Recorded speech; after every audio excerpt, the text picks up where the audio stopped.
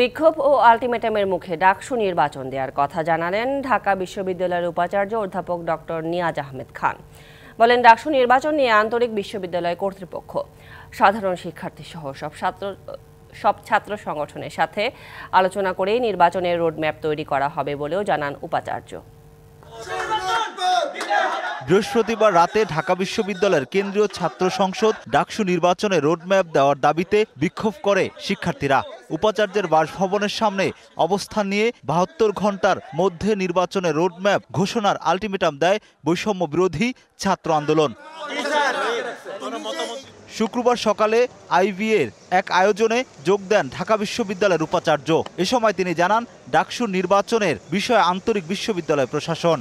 ডাকসু নির্বাচনের ব্যাপারে আমরা অত্যন্ত আন্তরিক, তবে আমরা চাই যে সবার মধ্যে মোটামুটি একদম ঐক্যমত না হোক, কিন্তু একটু ব্রড বেসড, যাতে একরকম সমঝোতা হয়, একটা চুক্তির মতো হয়।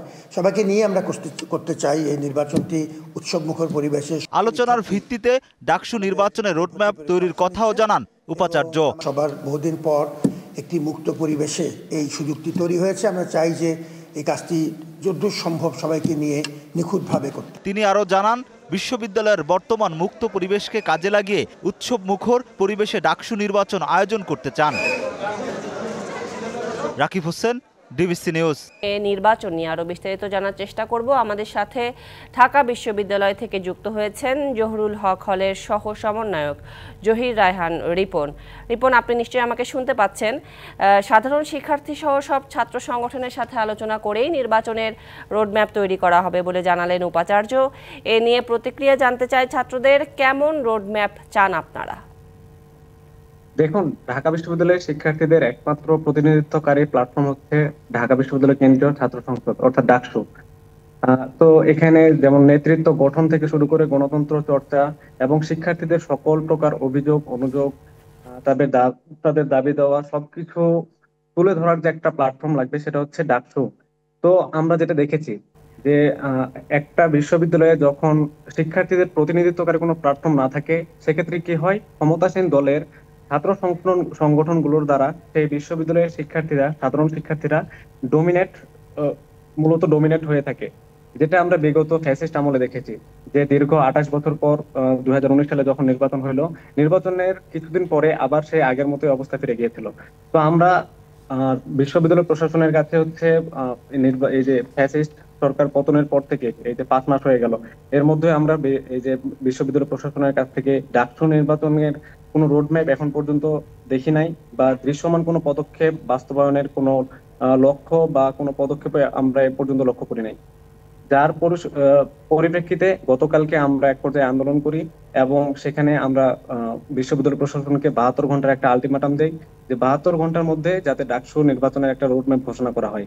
তো এখন এই ডাকসু নির্বাচনের যে একটা কমিশন গঠন করা হয়েছে, এই কমিশনের ভিত্তিতেই যখন ঢাকা বিশ্ববিদ্যালয়ের প্রত্যেকটা সাধারণ শিক্ষার্থীর একটাই চাওয়া যে তাদের প্রতিনিধিত্ব করবে এমন একটা ছাত্র সংসদ নির্বাচন হবে, যার মাধ্যমে ঢাকা বিশ্ববিদ্যালয়ের অন্যান্য হলগুলো সহ হল সংসদগুলো সহ শিক্ষার্থীরা তাদের দাবি দাওয়াগুলো তুলে ধরবে। তো অনতি লম্বে বিশ্ববিদ্যালয় প্রশাসনের কাছে আহ্বান থাকবে যাতে করে এই ডাকসুর একটা রূপরেখা বা একটা রোডম্যাপ ঘোষণা করে, যাতে করে আমরা এই যে ডাকসু সংসদের মাধ্যমে, ডাকসু নির্বাচনের মাধ্যমে কোনো প্রকার লেজুর ভিত্তিক রাজনীতি বিশ্ববিদ্যালয়ে আবার ফিরে আসতে না পারে।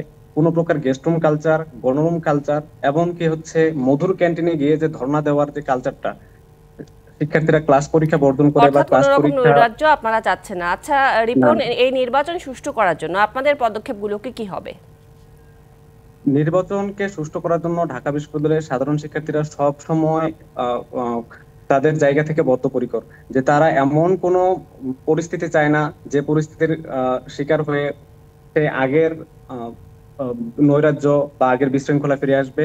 যাতে করে একটা সুষ্ঠু নির্বাচন হয়, ঢাকা বিশ্ববিদ্যালয়ের প্রত্যেকটা শিক্ষার্থীর চাওয়া তাদের জায়গা থেকে তারা নিজেরা সোচ্চার, এমনকি তারা হচ্ছে সর্বোচ্চটা দিয়ে চেষ্টা করবে যাতে করে এই ডাকসু নির্বাচনে কোনো ধরনের বাধা বা কোনো বিঘ্ন যাতে সৃষ্টি না হয়।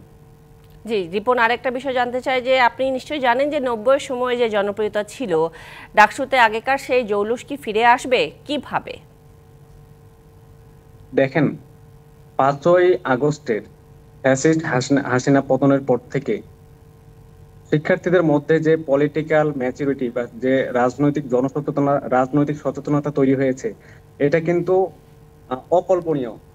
অর্থাৎ কোনো মানুষই এভাবে ভাবতে পারে না যে ক্লাস 5-6 এর একটা বাচ্চার মধ্যে এরকম পর্যায়ের একটা রাজনৈতিক সচেতনতা তৈরি হবে, যেখানে বিশ্ববিদ্যালয়ের মতো একটা জায়গায় সাধারণ শিক্ষার্থীরা তাদের ভোটাধিকার প্রয়োগের একটা ক্ষমতা পাবে, তাদের নিজস্ব একটা প্ল্যাটফর্ম পাবে। সেক্ষেত্রে এখানে কোনো ধরনের লেজুরবৃত্তি থাকবে না, তাদের মতো করে হচ্ছে একটা সুন্দর এবং প্রগতিশীল একটা প্ল্যাটফর্ম গড়ে উঠবে, যেটার মাধ্যমে শুধু বাংলাদেশের এই যে ঢাকা বিশ্ববিদ্যালয়কে কেন্দ্র করে না, বাংলাদেশের যত পাবলিক ইউনিভার্সিটি আছে প্রত্যেকটা পাবলিক ইউনিভার্সিটিতে একই পর্যায়ে এই যে ছাত্র সংসদ নির্বাচনের হয়ে ছাত্রদের হয়ে একটা প্রতিনিধিত্ব কারী একটা প্ল্যাটফর্ম হিসেবে গড়ে উঠবে বলে আশাবাদ ব্যক্ত করছি।